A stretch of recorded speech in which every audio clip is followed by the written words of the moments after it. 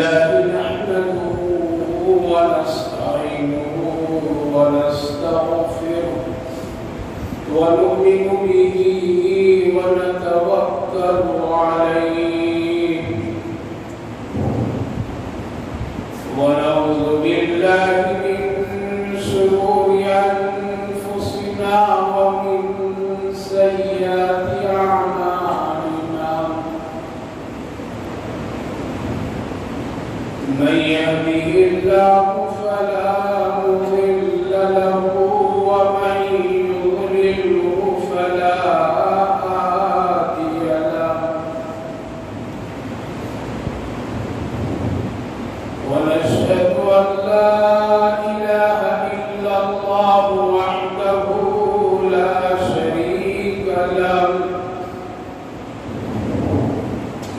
ونشهد أن سيدنا ونبينا وحبيبنا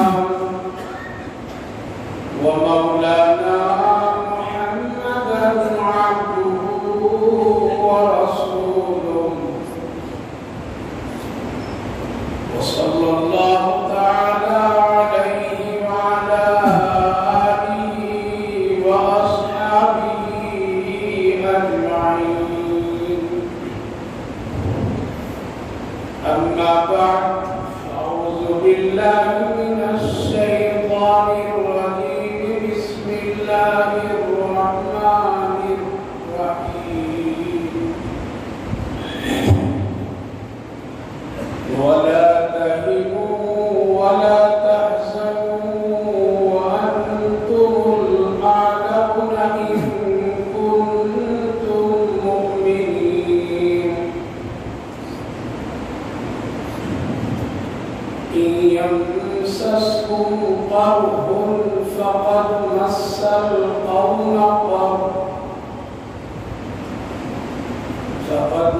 القوم قرح مثله تلك الأيام نداولها. صدق الله العظيم وصدق رسوله النبي الكريم ونحن على ذلك لمن الشاهدين والشاكرين والحمد لله رب العالمين.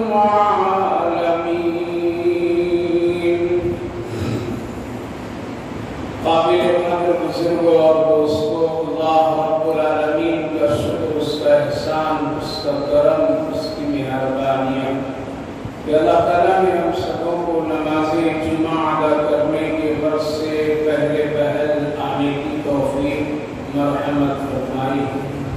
اللہ تعالیٰ قبول فرمائے، آخرت کے لیے نجات کا ذریعہ بنائے. جو باتیں کہی جائے، سنی جائے، سمجھنے اور عمل کرنے کی توفیق عطا فرمائے. بھائیوں بزرگوں، اللہ رب العالمین کا ایک نظام ہے اور اس دنیا میں ہر ایک کے ساتھ اس نظام کو اس کی حیثیت کے اعتبار سے ضروری اور فٹ کر دیا ہوا ہے. اور وہ یہ ہے کہ کسی چیز کی حاصل کرنے کے لیے محنت ضروری ہے. بغیر محنت، کوشش، قربانیاں، جدوجہد کے بغیر دنیا میں کوئی بھی چیز حاصل نہیں ہو سکتی.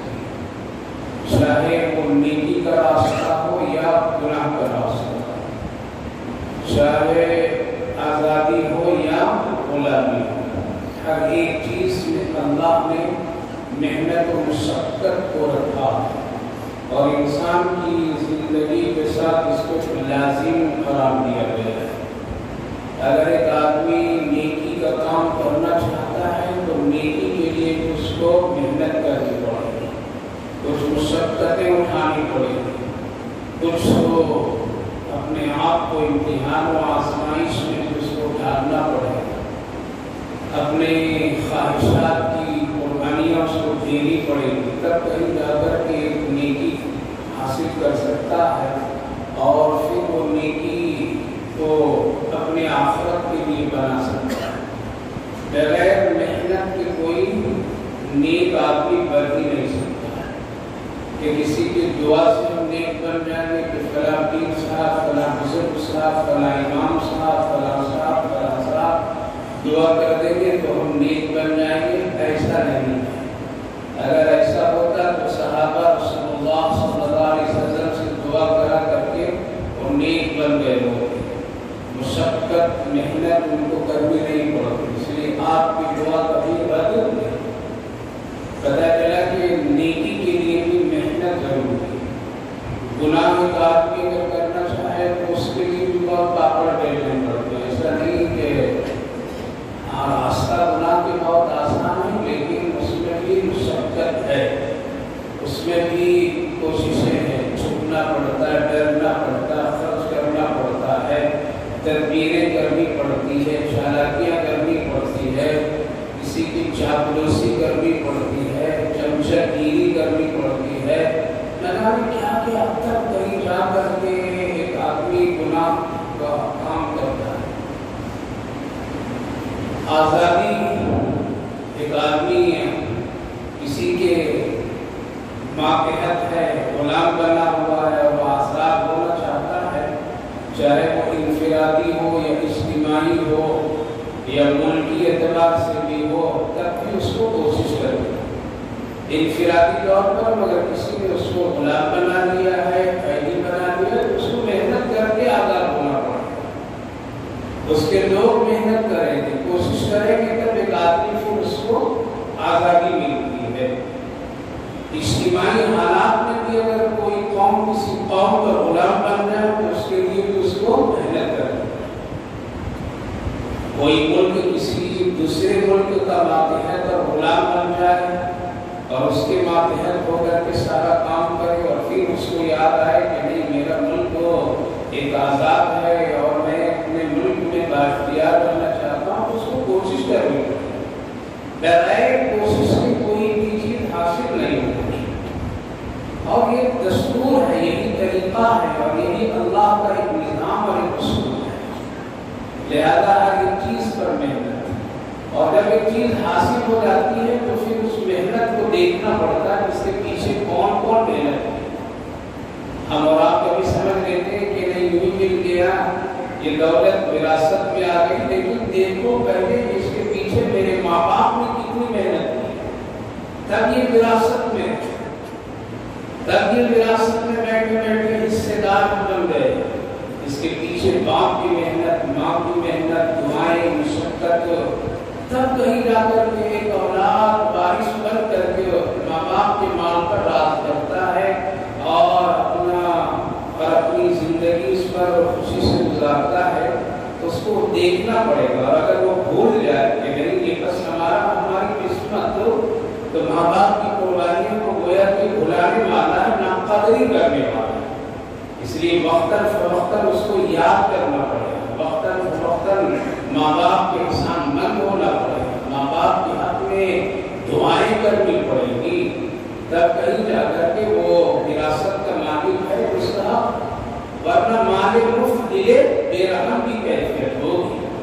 جیسے ایک نوجوان کی وراثت میں بڑی اچھی چادر ریشم کی اس کو ملی تھی اور بڑی خوبصورت اور بڑی قیمتی تھی، اور اس نے جو اپنی تہبند پہن رکھا تھا، لنگی پہن رکھا تھا، وہ بہت کم قیمت تھی، جو پہلے کے 50 روپے کی ہوگی، 25 روپے کی ہوگی، اور ریشم کی چادر بہت قیمتی اور بہت عمدہ۔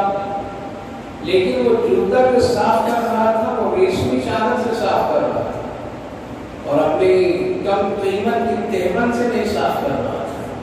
کسی دیکھنے والے نے کہا کہ کتنا بڑا وہ بیٹو بے درد ہے کہ یہ ریشم کی چادر اتنی خوبصورت اور اتنی اچھی ہے، اس سے تم جوتے کی گندگیاں صاف کر رہے ہو، جبکہ تم جو لنگی تمہارے پاس میں تہبند ہے یہ تو بہت ہی کم قیمت کی ہے اور اس کی کوئی حیثیت اس چادر کے مقابلے میں نہیں ہے، تو اگر پوچھنا ہی تھا، صاف کرنا ہی تھا، تو اپنی لنگی سے تم صاف کر دیں۔ تاکہ تم سمجھتے نہیں ہو، میں جانتا ہوں کیا ہے اس کے پیچھے راز۔ تاکہ اس کے پیچھے راز یہ ہے کہ وراثت میں چادر ملی ہے، اس میں میری محنت نہیں لگی، اور یہ جو لنگی ہے بڑی محنت مزدوری پسینے بہا کر کے میں خریدا، ہم کو اس کی قدر معلوم ہے کہ یہ لنگی میرے پاس کیسے آ رہی ہے، یہ وراثت میں ملی ہے، اس کی قدر میرے پاس کچھ نہیں ہے۔ آج یہی حال ہے ہم سب کا، آج ہم سب کا یہی حال ہے، سب کا آج کی نافرمان اولادوں کی یہی حال ہے، ماں باپ کی دولت پر عیش کرنا، عشق کرنا، محبت کرنا، کسی کو پھنسانا، کسی کے ساتھ زیادتی ظلم کرنا، یہ تو اس لیے ہے کہ اس کی محنت اچھا بھی نہیں ہے۔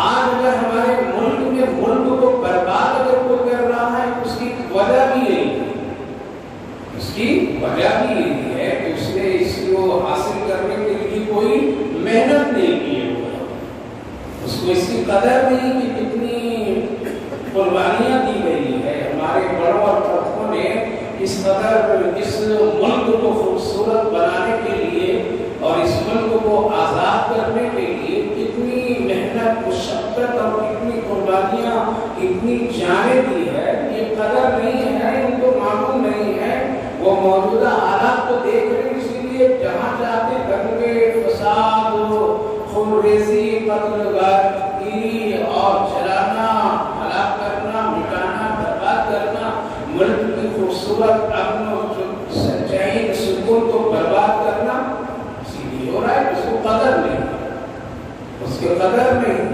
کہ اس کے پیچھے کتنی محنت کی ہے۔ تو جب تک کہ وارثین کو اپنے ماں باپ کی قربانیوں کی قدر نہ ہو تب تک کہ ان سے ملی ہوئی دولت کی قدر نہیں کر سکتا ہے، وہ بے دردی سے خرچ کرے گا۔ اسی طرح سے آج ہمارے ملک کا حال ہے، آج ہمارے ملک کا حال ہے۔ چند دنوں کے بعد میں ایک جشن آزادی کے نام سے پورے ملک میں جھنڈے لہرائے جائیں گے، جشن خوشیاں منائی جائیں گی، ٹافی بانٹی جائے گی، مٹھائیاں تقسیم کیے جائیں گے، اور بہت لوگ اسٹیجوں پر آ کر کے تقریریں کریں گے، ملک ہے ہمارا، ملک بڑا خوبصورت، ملک فلاں فلاں فلاں فلاں، گلے میں ہاتھ پھین کر کے تالیاں بجا کر کے چلے جائیں گے، لیکن ذرا ان کو معلوم نہیں ہے کہ اس کے پیچھے کن لوگوں نے قربانی دی اور کیسے یہ ملک اتنا آزاد ہو گیا ہے، آزادی کی سانس اور خوشیاں ان کو کیسے مل گئی ہے، قدر نہیں ہے، ذہنوں کے اندر میں نفرت کی کیفیت آ گئی، اسی لیے قدر نہیں ہے، ذہنوں میں ایک اس کے اندر میں فساد اور فسادی بننے کی نوعیت آ گئی، اس کی وجہ سے اس ملک کو بچانے کی کوئی اس کے پاس میں قدر اور کوئی حیثیت نہیں ہے۔ میرے بھائیوں بزرگوں، ایک مسلمان ہونے کے ناطے، ایک مسلمان کہلانے کے ناطے اور اپنے اس خوبصورت ملک میں رہنے کے ناطے ملک کے پیچھے ہمارے باپ داداؤں کی بڑی قربانی ہے، اور یہ صرف الزام غیروں پر نہیں ہے بلکہ اپنے لوگوں پر بھی ہے۔ کچھ پتہ نہیں ہے ہم لوگوں کو بھی، ان نوجوانوں کو بھی، آج کے نسلوں کو بھی، ان کے پاس میں کوئی آزادی کا علم نہیں ہے، بس وہ رٹی رٹائی چند باتیں کتابوں میں اسکولوں میں پڑھ لیتے ہیں، 2 4 5 نام ان کو سمجھ میں آتا ہے، ورنہ جتنی قربانیاں مسلمانوں کی ہے اگر وہ جانتے تو ان کے دل میں قدر ہوتی اور حقدار بنتی کہ یہ ملک ہمارا ہے اور ہے رہے گا اور ہم اس کے حقدار ہیں۔ کیوں؟ اس لیے ہمارے باپ داداؤں نے اس میں بڑی محنت اور قربانیاں دی ہیں، ان سے وراثت میں کوئی ملک ملا ہے، اور وارثین پورا ملک وارثین مالک ہوتا ہے اپنے باپ داداؤں میں چھوڑے ہوئے باپ کا۔ لہذا ہم کو ہمارے بڑوں نے ہم کو جب اس ملک کا وارث بنا کر کے گئے ہیں تو ہم پر 2 چیزیں لازم، اس ملک کا بچانا بھی، اس ملک میں حق کے ساتھ رہنا بھی، حق کے ساتھ رہنا بھی۔ اگر وارثین کے پاس میں کوئی آ جائے اور کہے کہ نہیں گھر میرا ہے یہ تیرا نہیں ہے، تو وارثین جو ہوں گے وہ دکھائیں گے اور وہ بتائیں کہ یہ میرے باپ داداؤں کا ہے، اس میں یہ پیپر ہے، یہ کاغذات ہے، یہ فلاں فلاں ہے، اور حق جمائے گا اس کو۔ اسی طرح سے آج اس ملک پر ہم سب کو 2 چیزیں ہیں، ایک یہ ہے کہ ہم حقدار بھی ہیں اور محافظ بھی ہیں. اس لیے ہمارے بڑوں نے اسی دو نیتوں کی وجہ سے اس ملک کو آزاد کیا کہ اس ملک کو بچانا بھی ہے اور اس ملک میں ہمارا حق ہے. تبھی تو کوششیں کی ہے, تبھی تو قربانیاں دی ہے, بہت بڑی قربانی. اور اس سب سے زیادہ قربانی, سب سے زیادہ جو جانے گئی, سب سے زیادہ جو لوگ مال لگائے اس ملک کی آزادی میں, وہ مسلمانوں نے لگا. اور مسلمانوں میں وہ طبقہ, مسلمانوں کا وہ بہت ہی قیمتی طبقہ اس کے پیچھے جانے لگا دی اور جانے دے دی, اور وہ طبقہ علماء کا طبقہ, اس کا علماء کا طبقہ تھا. ان کی قربانیاں اور ان کی رہبری میں اس ملک کو آزادی ملی ہے. لہذا انگریز جب اس ملک پر اپنا قدم جمایا تو پہلے تو اس نے تجارت کی لائن سے آیا. ایسا نہیں کہ آ کر کے فوراً حملہ کیا, بلکہ تجارت اور تاجر بن کر کے آیا. اور تجارت کی لائن سے وہ آہستہ آہستہ دھیرے دھیرے ایک ایک صوبے پر, ایک ایک ریاست پر, ایک ایک علاقے پر اپنی تجارت کو پھیلاتا چلا گیا. اور پھر وہ کیا کیا, پورے ملک پر وہ آہستہ آہستہ قابض ہو گیا.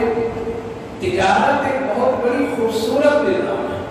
تجارت ایک بہت بڑی دل کو جیتنے والی چیز ہے. تجارت اگر حق اور سچ کے ساتھ کو کریں گے تو پھر کتابوں سے اس کو نصیحت کرنے کی ضرورت نہیں ہے, بلکہ خود بخود اس کی تجارت دوسروں کے لیے رہبری اور رہنمائی کا کام ہے. صحابہ کرام رضوان اللہ عنہم اجمعین بھی اس پورے ملک میں جو کلمہ پھیلائے اور چپے چپے پر جو وہ پھیلے ہیں, ان میں ایک پہلو تجارت بھی تھی. تجارت کے لائن سے لوگ خدمت کرتے کرتے لوگوں تک کلمہ پہنچائے. صرف جہاد نہیں یا تلوار نہیں, بلکہ اپنے تجارتی اخلاق کی بنیاد پر وہ اسلام کو بھی پھیلائے. تو انگریز تجارت کی اور تاجر بن کر کے اس شکل سے جب پورے ملک پر آج کا حملہ کیا, لہذا ظاہر ہے کہ جب ایک آدمی کو روزی روٹی کا مسئلہ ہے اور روزی روٹی کے ذریعے اس کو مل رہے ہیں, تو ظاہر ہے کہ اس کی طرف وہ لگتے ہیں. اور آہستہ آہستہ بہت تفصیل ہے, لیکن اب مختصراً یہ کرنا ہے کہ اس ملک پر ہمارے باپ داداؤں کی بڑی قربانی ہے.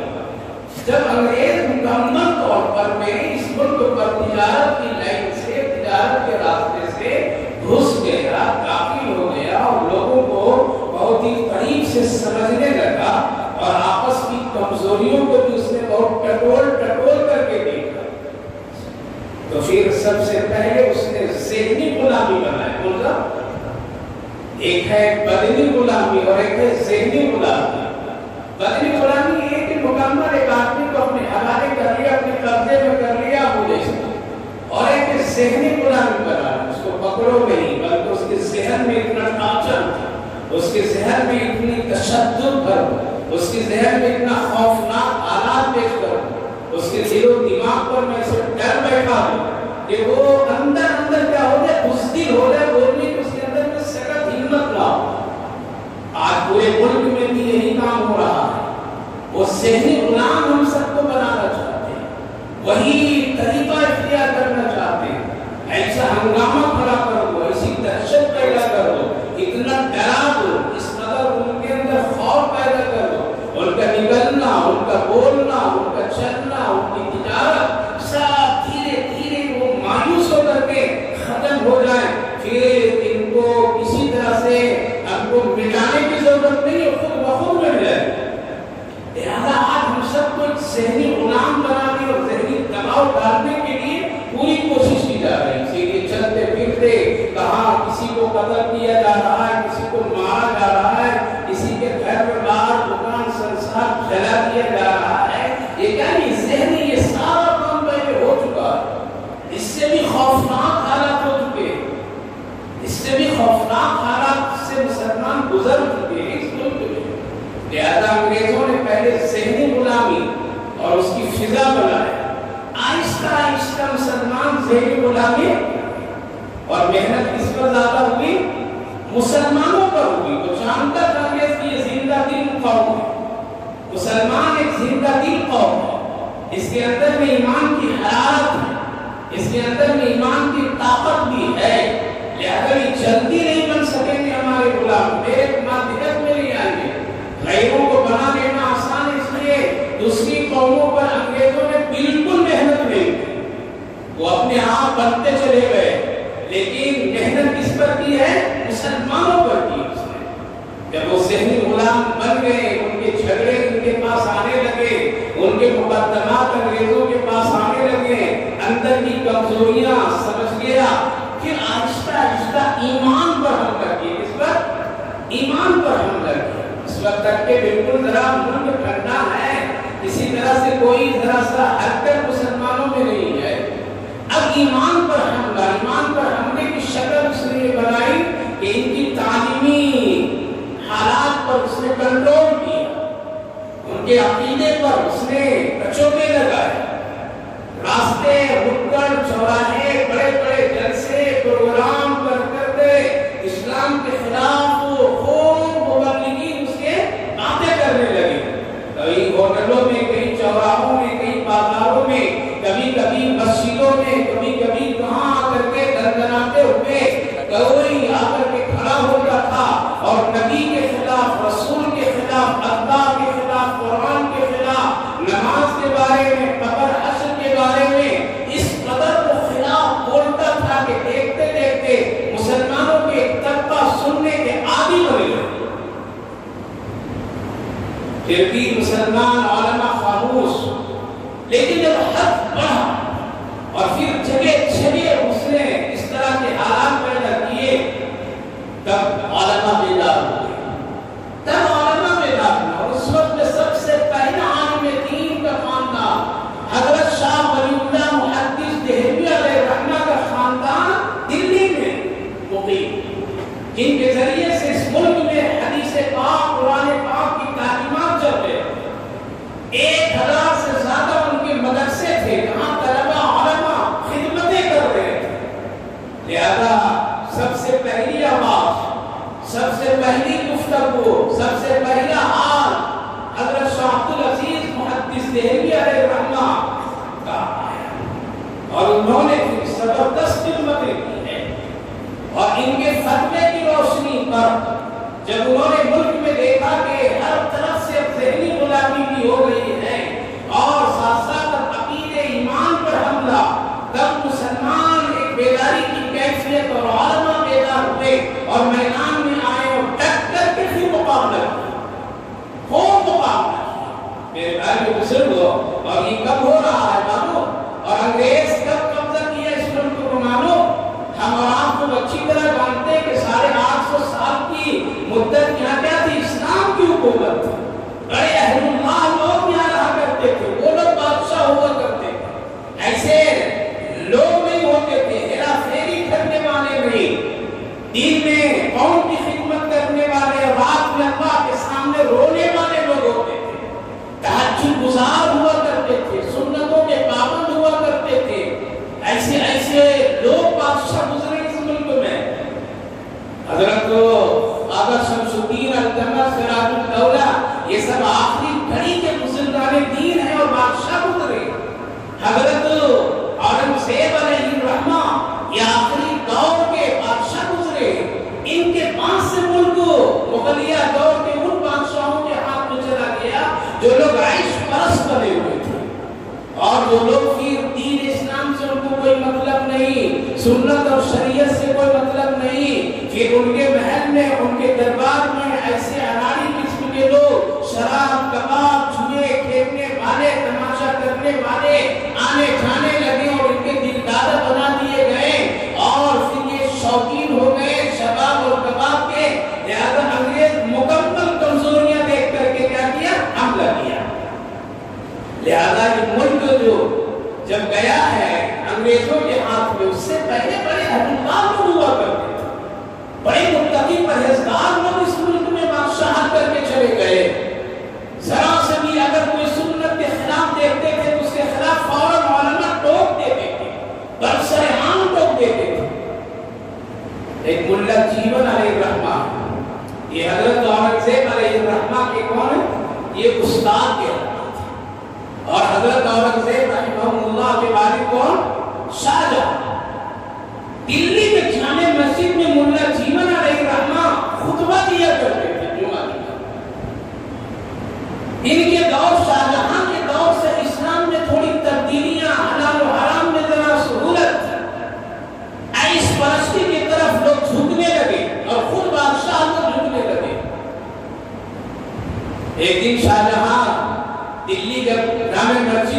नमाज पढ़ने के लिए पहुंचा तो रेशम की बहुत ही खूबसूरत लिबास से तन करके पहुंच गया। सामने बैठा एक देहाती और कमजोर तबका का एक इंसान खड़ा हुआ और हजरत मुल्ला जीवन अलैहिर्रहमा बड़े ऊंचे दर्जे के वली गुजरे थे।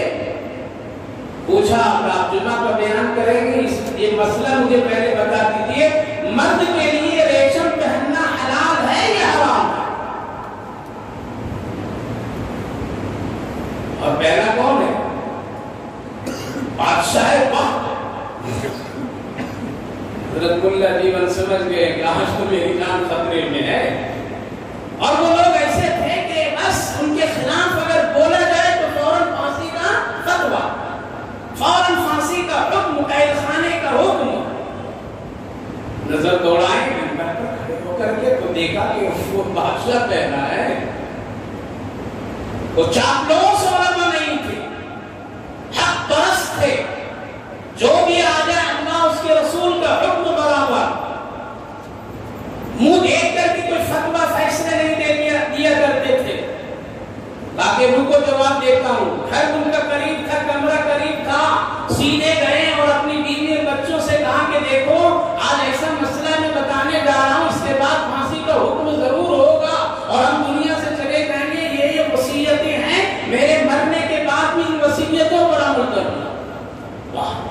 फौरन आए मिंबर पर खड़े हुए और फौरन खुतबा दिए, कहा मर्दों के लिए रेशम का कपड़ा लिबास इस्तेमाल करना ये हराम है, हराम है। और आगे बढ़ करके मैं ये कह रहा हूँ जो जिद करके करे वो वाजिबुल कत्ल है।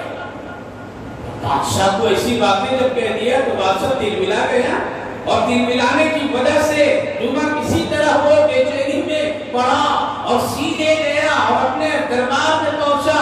फौज को बुलाया, लोगों को बुलाया ताकि मुल्ला जीवन को फौरन फांसी के तख्ते पर लटका। आज मेरी बेइज्जती खराब है, आज उसने मेरे भरे मजमे में मस्जिद में मेरी इज्जत को निकाल दिया। उसने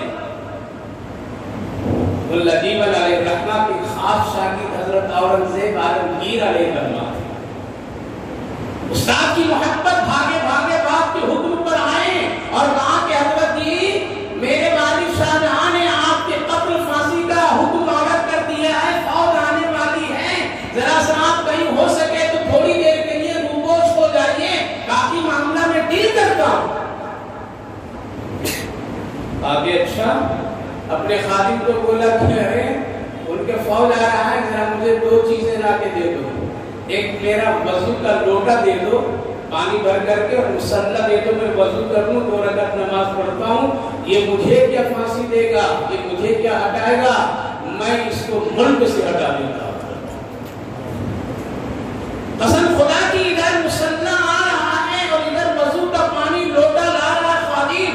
हजरत औरंगजेब समझ गए मेरा उस्ताद वक्त का वलीउल्लाह है, अगर मेरे बाप के हक में, मुल्क के हक में अगर कहीं बददुआ कर दिए तो टुकड़े टुकड़े हो जाएंगे, ऐसा वलीउल्लाह है। उधर वजू कर रही, इधर हजरत औरंगजेब भागे भागे जाते बाप से कहते हैं बच जाओ, हमारे उस्ताद मुल्ला दीवान वजू भी कर चुके, मुसल्ला बुला चुके हैं, बिछा चुके हैं, अब खड़े हो जाएंगे, तेरे हक में अगर बददुआ कर दिए तो फिर कहीं का तुम नहीं रहोगे। कैसे लोग थे, ये मुल्क चल रहा है, ये मुल्क उन लोगों की रोशनी में लोग चला रहे थे जिनके यहाँ जान की कदर थी, ईमान की कदर थी, इंसानियत की कदर थी, हमदर्दी थी। उस फारूक आज़म के नक्शे कदम पर हमारे आबा और अजदाद ने इस मुल्क को संवारा है और सींचा है। इस उमर फारूक के जमाने में अगर एक कुत्ता दरिए नील में डूब जाता है तो गवर्नर को बुला करके पूछते थे कि ये कुत्ता आखिर डूबा तो डूबा क्यों, मरा तो मरा क्यों? गवर्नर ने रिपोर्ट दी, अमीरुल मोमिनीन दरिए नील पर पुल नहीं है, रास्ता नहीं है, कुत्ता को उधर जाना था, इसीलिए वो जाते वक्त ख्याल नहीं कर सका कि पुल नहीं है, पानी ज्यादा है या कम है, इसीलिए वो डूब करके मर गया। आपको चाहिए कि इस पर पुल बनाना। बाकी अल्लाह उमर की दौर में अगर एक कुत्ता डूब करके मर जाता है तो जवाब देना अल्लाह क्या मुश्किल होगा, इसलिए दरिए नील पर पहली फुर्सत में पुल बना हुआ। वो وہ تاریخ، اسلام وہ اسلام ہے۔ اسلام کے بادشاہوں نے کھیل تماشا نہیں کیے، ہلڑ بازی نہیں کیے۔ شاہجہاں بھاگے بھاگے آیا، قدم پر گرا کہ حضرت جی معاف کر دیجئے، غلطی ہو گئی ہم سے، بس دعا مت کیجیے۔ اب یہ کرنا ہے میرے بھائی بزرگوں، ہمارے اکابر و اسلاف اس وقت میں اللہ پر یقین کیے ہوئے تھے، مصلی پر یقین کیے ہوئے تھے، دعاؤں پر یقین کیے ہوئے تھے، تب وہ کامیاب بھی ہو جاتے تھے۔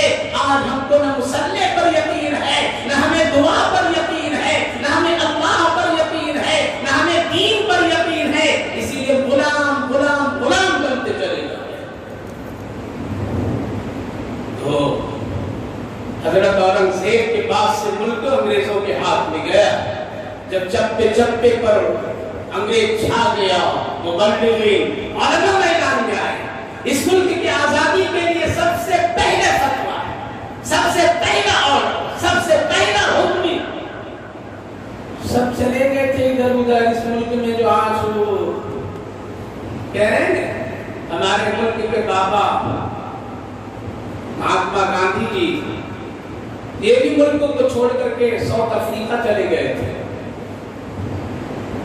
اور وہاں سے وہ کام کر رہے تھے، لیکن ملک سے جا چکے تھے۔ لانے والے اور پہلے اسٹیج پر کھڑا کرنے والے کھڑا، اور ان کی تقریر پہلی کرانے والے کون معلوم؟ ہمارے اکابر و اسلاف، جمیعت العلماء کے اکابر و اسلاف تھے۔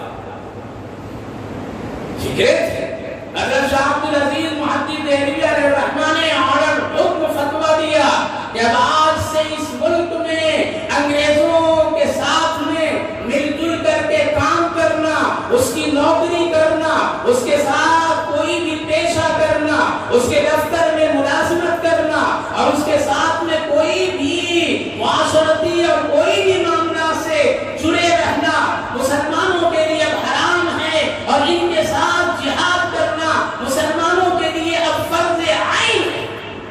اتنا کھل کر کے فتویٰ دیا، یہ فتویٰ آنا تھا۔ قسم خدا کی سب سے پہلے کون لوگ آئے میدان میں؟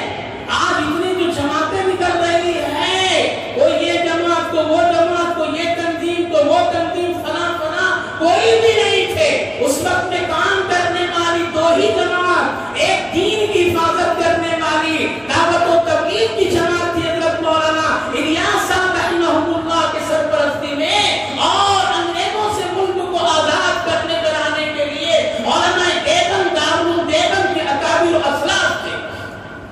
اس فتوے کی بنیاد پر حضرت شیخ الہند حضرت مولانا محمود حسن صاحب رحمہ اللہ آئے۔ اس فتوے کی بنیاد پر حضرت مولانا قاسم صاحب نانوتوی علیہ الرحمہ میدان میں آئے۔ اسی فتوے کی بنیاد پر میں حضرت مولانا رشید احمد گنگوہی علیہ الرحمہ آئے۔ اسی فتوے کی بنیاد پر میدان میں حضرت مولانا جعفر خان سری رحمہ اللہ آئے۔ اسی فتوے کی بنیاد پر میں میدان جہاد کے ایک طبقہ اور ایک جماعت لے کر کے نکلنے والوں میں حضرت مولانا شوکت علی آئے، حضرت مولانا محمد میاں علیہ الرحمہ آئے، حضرت مولانا شاہ اسماعیل شہید دہلوی علیہ الرحمہ آئے۔ اسی فتوے کی بنیاد پر میں ایک لمبی تصویر اور لمبی فہرست ناموں کا ہے، مختصراً اسی فتوے کی اور علماء کی تیاری اور ان کی محنت کی بنیاد پر میں حضرت ٹیپو سلطان رحمہ اللہ بھی میدان میں آئے۔ ارے اللہ والے لوگ تھے، حضرت شاہ عبدالعزیز حسن اسماعیل شہید دہلوی علیہ الرحمہ، اور یہ تاریخ کبھی تو بزدلی آ گئی ہے۔ دلی کے جامع مسجد کے صحن میں عین جس وقت دھوپ بہت گرم، اس وقت میں خوب خالی پاؤں چلا کرتے تھے، دوڑتے تھے، کبھی لیٹ جاتے تھے، کبھی بیٹھ جاتے تھے، سرخ پتھر۔ آج بھی وہ پتھر اتنا تیز گرم ہوتا ہے دھوپ اور گرمی کے زمانے میں، پاؤں رکھنا مشکل ہے۔ حضرت کبھی دوڑتے تھے، کبھی بیٹھتے تھے، کبھی خالی بدن لیٹ جایا کرتے تھے۔ گھروں کو جلانے والوں پڑھو، مسلمانوں کو دکانے میں آگ ڈالنے والوں پڑھو، بتاؤ اپنے اکابر کو بھول کر کے جشن آزادی منانے والے ہم مسلمان ذرا سوچیں، ہمارے باپ داداؤں نے کتنی محنت کر کے یہ وراثت میں یہ ملک دیا۔ دوڑتے تھے، بیٹھتے تھے، مریدین کہتے تھے حضرت مشقت کیوں اٹھاتے ہیں؟ یہ گرم پتھر پر کبھی لیٹنا چلنا مشکل ہے، آپ خالی بدن لیٹ جاتے ہیں، کھلا پیر چلا کرتے ہیں۔ کیا جواب دیا کہ بھائی ہمارا ملک اس وقت میں غلام بن چکا ہے اور ہمیں اب مذہبی امور پر آزادی نہیں ہے، ہم اپنے ملک کو بچانا چاہتے ہیں، ہم اپنے مذہبی عمل کو بچانا چاہتے ہیں، اس لیے میں محنت اور مشقت اور مشق کر رہا ہوں کہ اگر اپنے ملک سے انگریزوں کو بھگانا پڑے اور خدا نخواستہ اگر اس کے صدا کا ہم پابند ہو جائیں تو پہلے سے میرا جسم اتنا عادی بن جائے کہ انگریز کی تکلیف میں مجھے کوئی تکلیف محسوس نہ ہو۔ پارکوں میں ہل ڈول کر کے نماز چھوڑ کر کے جا کر کے آؤں گے، حضرت صحت کا خیال رکھنا، فجر نماز نہیں پڑھتے ہو، پارکوں میں جا کر کے آج کا 18-20-25 سال کے نوجوان لوگ جا کر کے مشینوں میں ہلتے، صحت بنا رہا ہوں، کیڑے کھا جائیں گے قبر میں، اگر نمازی نہیں بن کر کے مرو تو کیڑے کھا جائیں گے۔ یہ جو پیٹ اور جسم بنا رکھے ہو نا موڑے موڑے، اگر نمازی نہیں، ایمان والا نہیں، اگر دین کی حمیت اور فکر نہیں، اگر انسانوں کی ہمدردی نہیں اور جسم کے پالنے کے لیے اگر اتنی کوشش محنت اور بے نمازی بن کر کے گزاریں گے، کیڑے انتظار کر رہے ہیں قبر میں۔ حضرت کہتے ہیں کہ انگریز کو بھگانے کے لیے مشق کر رہا ہوں۔ اس فتوے کی بنیاد پر حضرت مولانا حسین احمد مدنی علیہ الرحمہ نے فتویٰ بھی دیا تھا، آج سے انگریزوں سے جہاد کرنا حرام، اس کے ساتھ جہاد کرنا حلال ہے، اور اس کے ساتھ مل کر کے مناسبت کا اختیار کرنا کیا ہے؟ حرام ہے، کوئی ان کی نوکری نہ لے۔ انگریز نے پکڑا، سیدھے لاہور لے گئے، کہاں لے گیا؟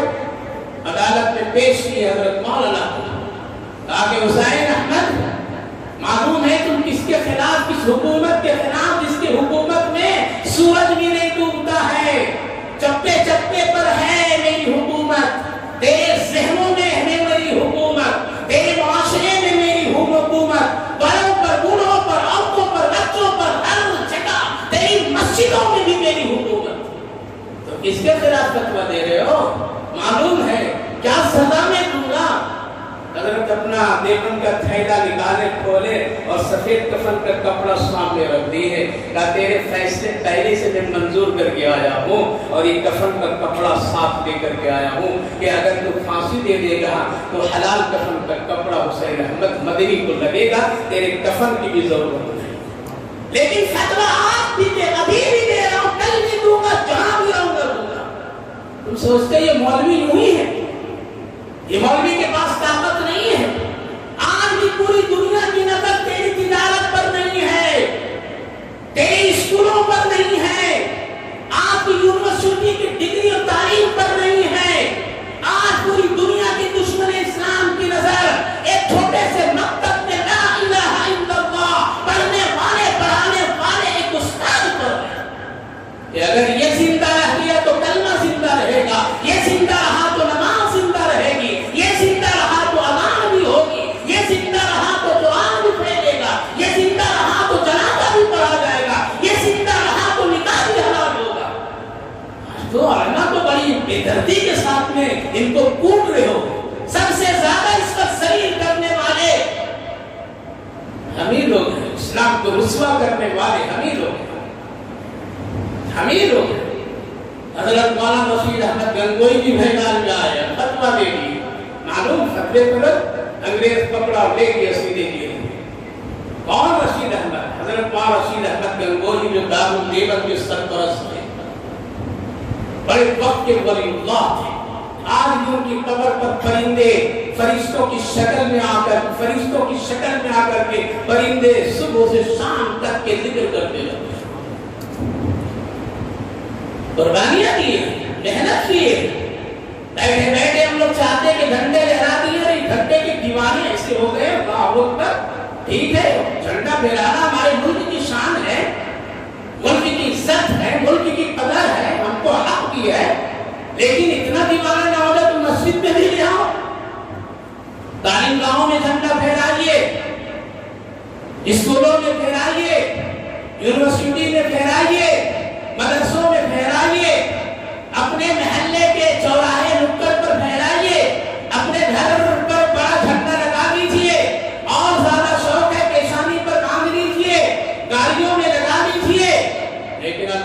گھر کو استعمال مت کیجیے، یہ اللہ کا گھر اس کی کو مت۔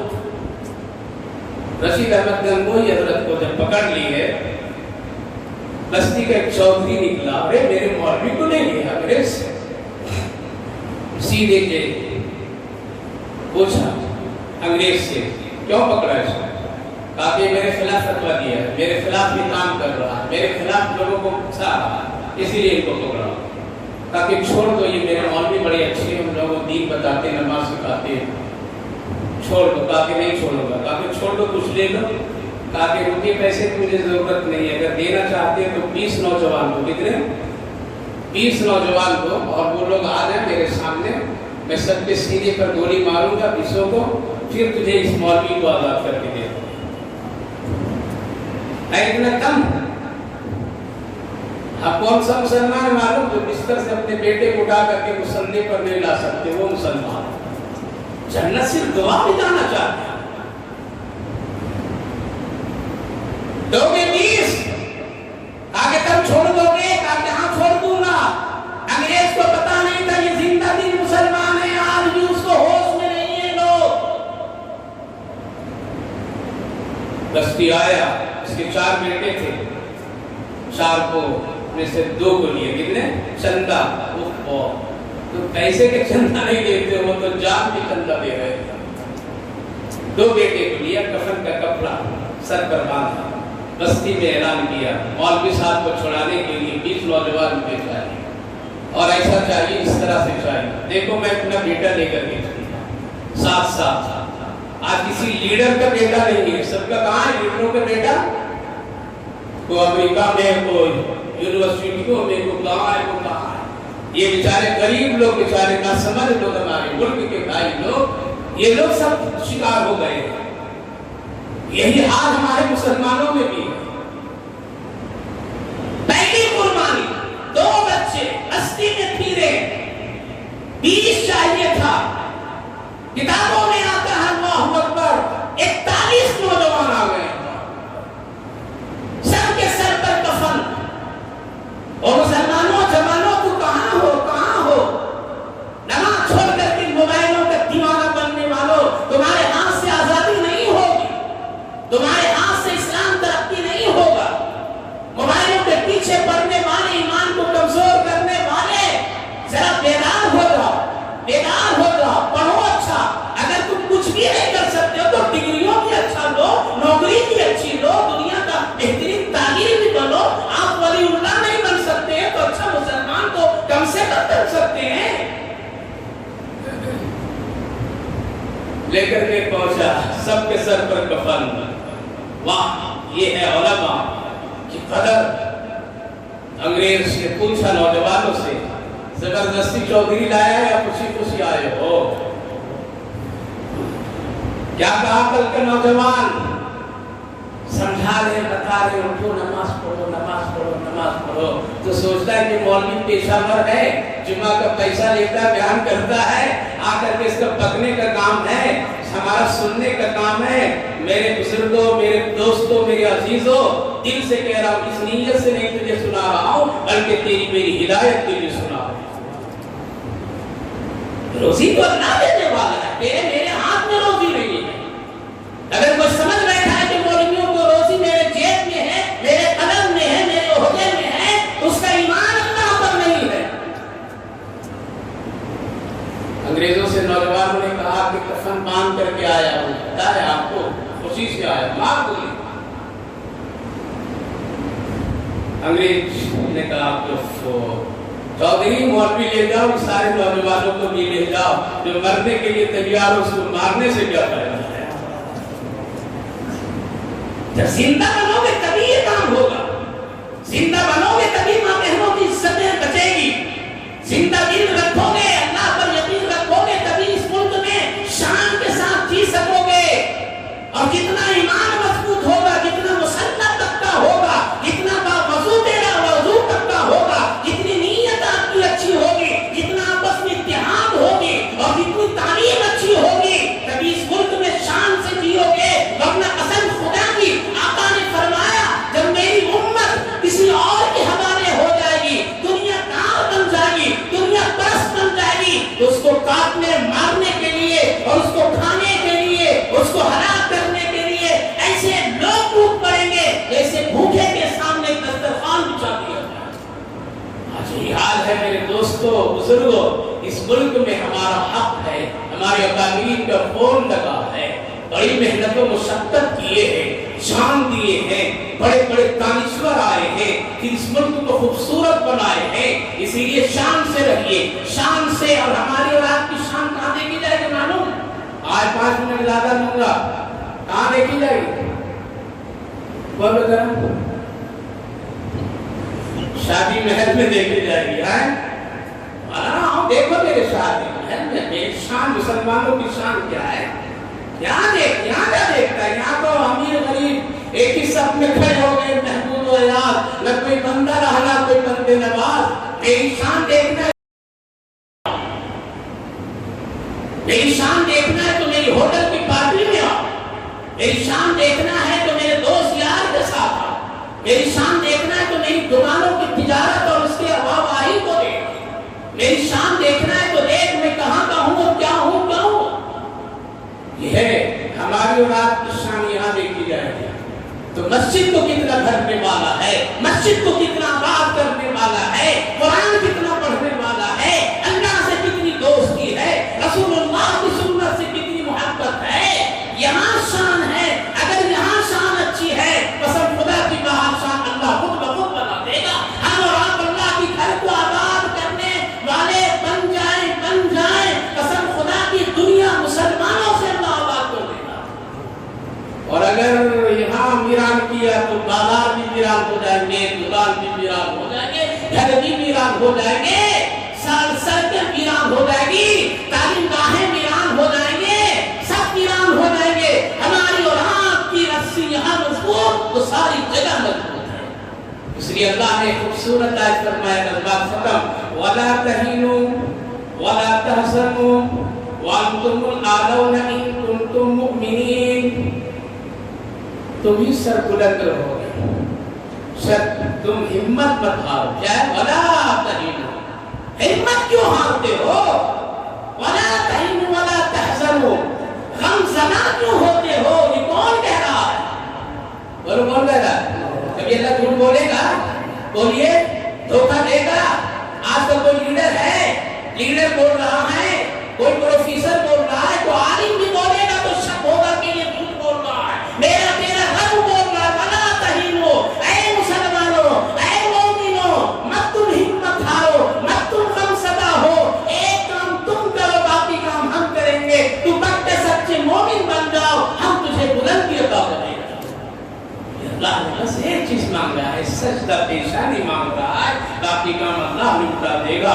وَلَا تَهِنُوا، جیسے حضرت ملا جیون کا کام کس نے بنایا؟ اللہ نے بنایا۔ کس سے بنایا؟ مصلی سے بنایا، وضو کے پانی لوٹے سے بنا دیا۔ اس لیے میرے جوانوں بزرگوں، جشن آزادی خوب منائیے، ملک کی شان ہے، لیکن کیا ہے؟ اپنے ایمان تحفظ حوصلے کے ساتھ۔ ہمیں جشن آزادی منانے کا پورا حق اور فخر بھی ہے، اپنے ملک کے ایک ایک مٹی سے محبت ہے، ہمارے نبی کی ہی شان ہے وطن سے محبت۔ اس لیے ہم لوگ محبت کرتے ہیں، محبت کرنا چاہیے، محبت سے رہنا چاہیے، محبت کی دعوت دینی چاہیے، اور اپنی شان ایمانی کو کبھی بھولنا نہیں چاہیے۔ اس لیے 15 اگست آنے والا ہے، جشن آزادی اپنی تعلیم گاہوں میں، اسکولوں میں، کالجوں میں، اپنے محلوں میں، اپنے گھروں کے سامنے مل جل کر کے کیجیے اور خوب کیجیے، کوئی حرف کی بات نہیں ہے، یہی ملک کی شان ہے۔ لیکن کہیے بھی کہ ابھی ہم آزاد نہیں ہے، ہم کو آزادی اس وقت ہوگی جب اپنے مذہبی امور پر پورے آزاد ہوں گے۔ اللہ سب کو عمل سمجھ کی